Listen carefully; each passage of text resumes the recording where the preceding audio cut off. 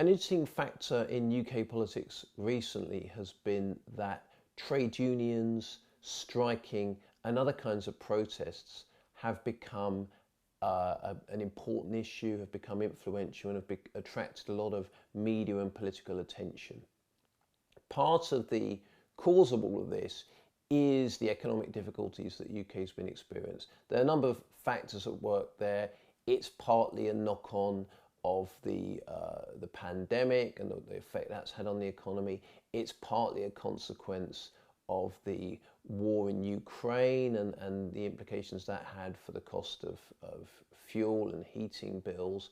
And also increasingly it's becoming apparent that leaving the European Union, Brexit, has had negative consequences for things like the labour market and for things like trade, and that seems to be having negative consequences for the UK. The UK is having problems with inflation, and it's having problems with cost of living, and it is also having various connected problems. For instance, some sectors of the economy, the public sector, for instance, the National Health Service, is really having trouble actually recruiting the people it needs to work in it, and that's making working conditions for those who are left increasingly difficult. So all of these problems are developing for the kind of reasons I've set out, and that one of the things that's leading to is industrial action, particularly in the public sector.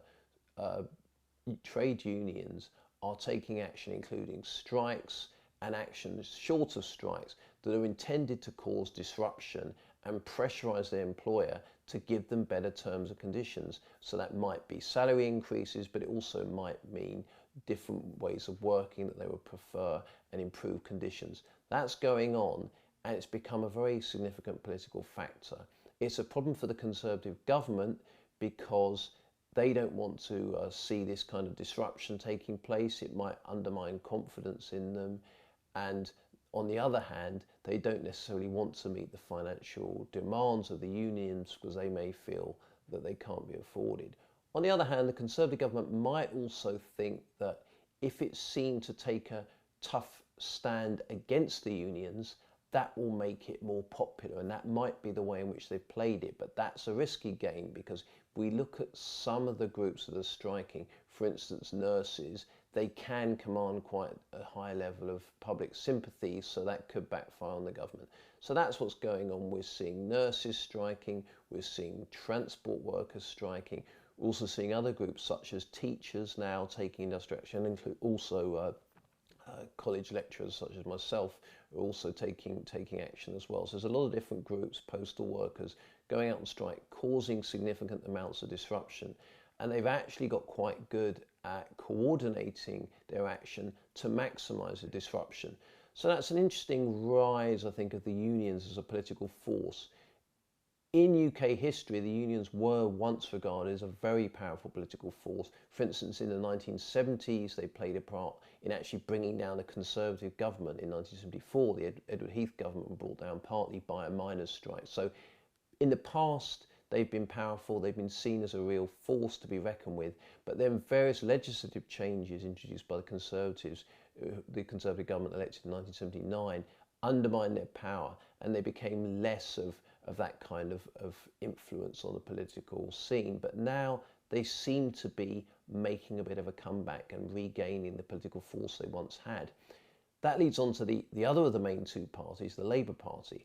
The Labour Party historically were formed to a large extent by the trade union movement. So they got a very close link with the trade union movement. They still have one. They still have lots of trade unions, although not all the ones on strike at the moment, affiliated to them. They get money from trade unions, and they are seen as being broadly part of what's termed the labour movement, that have the interests of workers at heart and seek to promote the interests of workers, workplace rights, better conditions, all those kind of things. So they're very closely aligned with the unions.